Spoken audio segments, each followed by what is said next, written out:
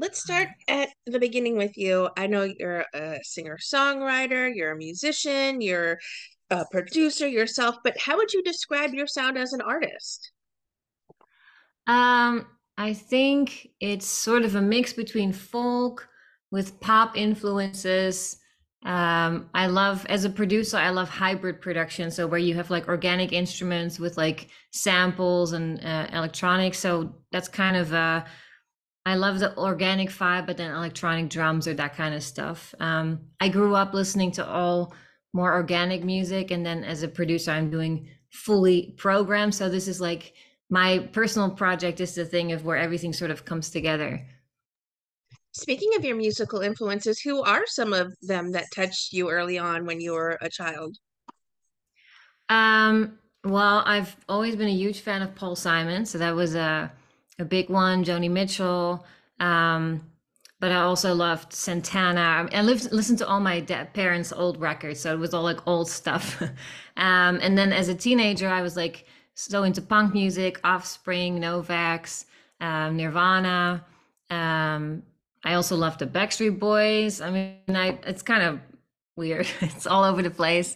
Um, and then when I was studying classical accordion, so I was playing a lot of like Mozart and like really like classical stuff. And then when I started listening to punk music, I started playing guitar and kind of diversifying my output. Well, you do have a wonderful new EP, and it's incredibly interesting and nuanced. What are some of the themes you explore on Safe in the Suburbs?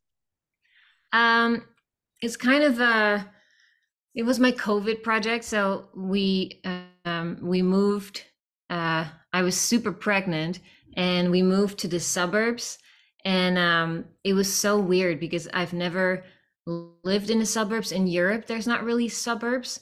Um, so I've always had this like image of like an American suburb, which was like this like little clone area where all the houses are the same and everything. And so we found this suburb that's like super cool. It's all houses from the 80s. It's very old, but right next to us there is this suburb with like these McMansions. It's like crazy large. So as I was like heavily pregnant and during COVID, I was like walking around through that neighborhood because I had like a golf course, and there was nobody on the streets ever.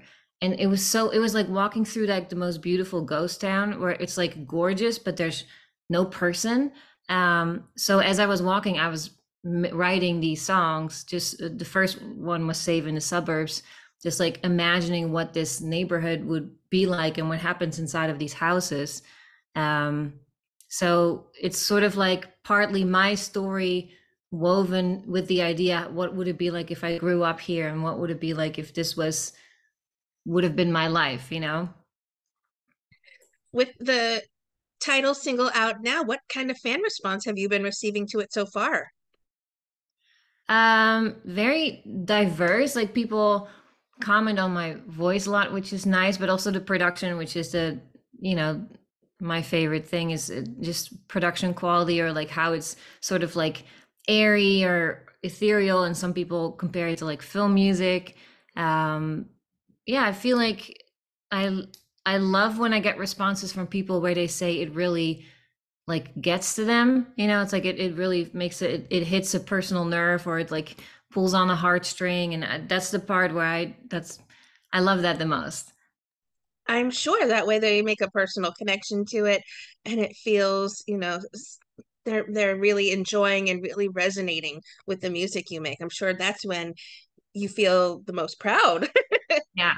Yeah, it's those Instagram DMs that get me. What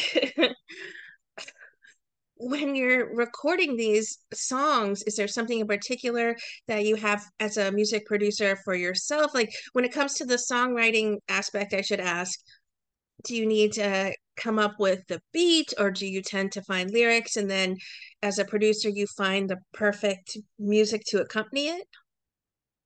Usually I write the melody and the lyric at the same time. So these I all wrote as I was walking. So just kind of like humming. And then I had my phone. I was like randomly singing on the streets. I'm sure they thought I was insane. And then I usually come home. So I have a studio at home. This is kind of like it's kind of like this big playroom. So I just have like a bunch of stuff that I put out and I just play with it. And when I feel I'm ready, I just record it and usually just sit on this chair and put my microphone here. And, I don't stand to sing or anything. Like I just, because it's just me. So I just kind of have to like make do with just sitting here by myself. But I love it because I can make mistakes and nobody hears them. And that's great. Well, you're a multi-instrumentalist. Is it a piano that you start working on to build your song, and then you sort of incorporate the guitar, the other elements, the accordion, as you touched on, the different pieces of instruments that you tend to work with? Or do you start on the guitar, like, or maybe it changes every time because it's a different song, Yeah. so you want to find a different sound for each thing, so you'll start with a riff here from this instrument and so on and so forth. Yeah, it kind of changes. Like some songs, I mean, most start with some kind of string instrument, like a guitar, or I have like little ukuleles or something like that. Um, and then they kind of move on to keys. Guitar is always the main instrument. I always want to make sure that when I do a performance, it can just be me and a guitar, and it's like an easy thing. So there's always like one main acoustic guitar and my vocal, and then everything else is just kind of like stacking on top of that. But yeah, it's kind of whatever. I just kind of walk around and grab, like I've got 5 or 6 guitars here, just grab one and then try something. It's like, oh no, not this sound, and then just kind of try whatever. It's a lot to do with so many instruments. My goodness. Do I you know. have a hand Yeah. in the production of, do you have the sole hand, I should say, in the production of the music that you make, or do you tend to bounce it off of someone else to help you with your creative sound? No, it's always been me so far. I haven't actually tried to work with somebody else, but I would absolutely be open to it because I think it'd be really interesting. It's just because if you have all the stuff and it's like a late night and you're by yourself, you kind of just do it, but it would be really fun to do it with somebody else. I That would be awesome. The song, title song off of the EP is out now, and the EP drops in September. Are there other songs on the album that, or excuse me, the EP that truly hold a special significance in your heart, or maybe even one that challenged you super creatively? Yeah, actually, the one that came out today, it's called "Love Somebody Else," is a really important one for me because I wrote it about this like really messed up relationship I was in, and that way back in LA when I was like studying for my master's in music, I met this guy and he was just like, I didn't realize it, but he was not quite okay, and he ended up becoming like a stalker to the point where I had to move like 4 times, and he kept finding me, and I was like terrified of this guy. And so the thing that made me wonder the most is like, how could I have fallen in love with somebody that's that kind of person, like so scary and so dangerous? Like, how did I not see that? Like, but it was basically he just made me fall in love with somebody else, like another version of him. And then, through the cracks, you start seeing the real person, and then you realize, like, oh my God, like, what have I gotten myself into? And that's what that song is about. And it's probably the most real song on the EP when it comes to like my like that was hard to write because it was like I really didn't want to remember that whole part of my life, but sometimes you have to kind of dig, go there and process it and stuff. Wasn't it a cathartic release for you, or maybe one you cried through trying to create this one, since it is so deep Yeah, and it disturbing was to you at the interesting. same Like, time? yeah.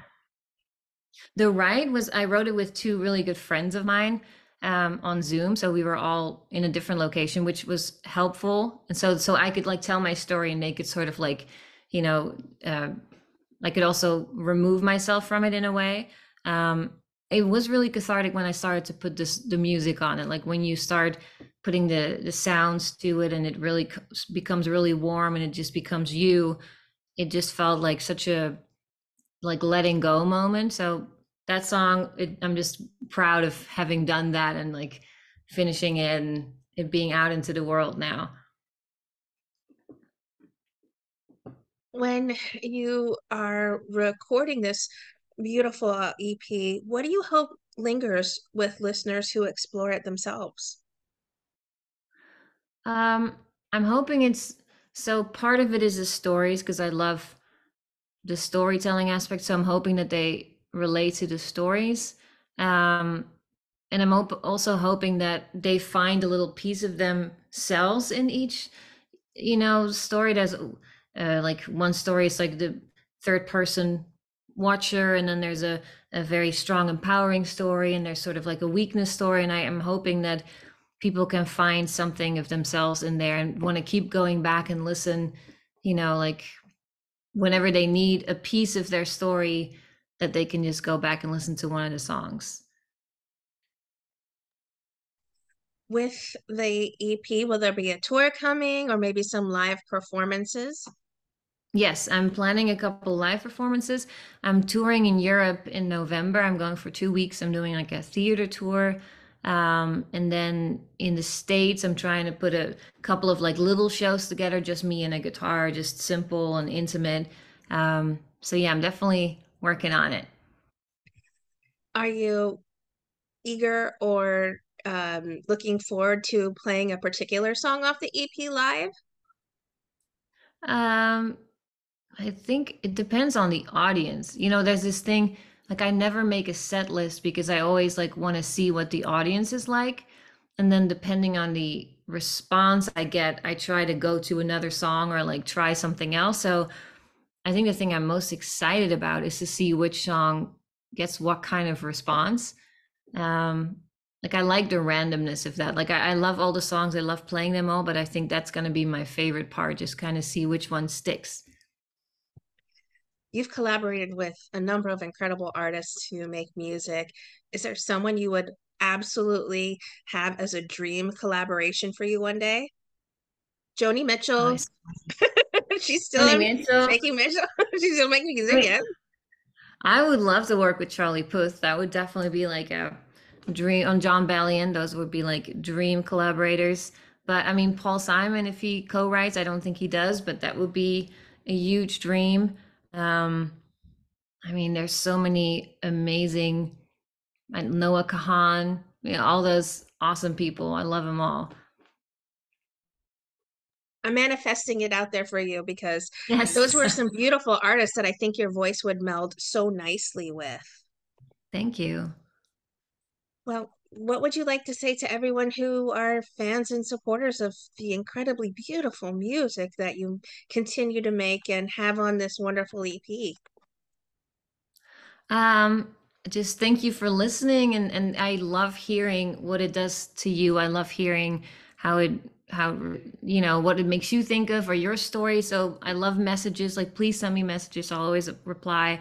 And I'm already working on the second EP, so I feel like lots more to come. So you won't stop hearing from me for a minute.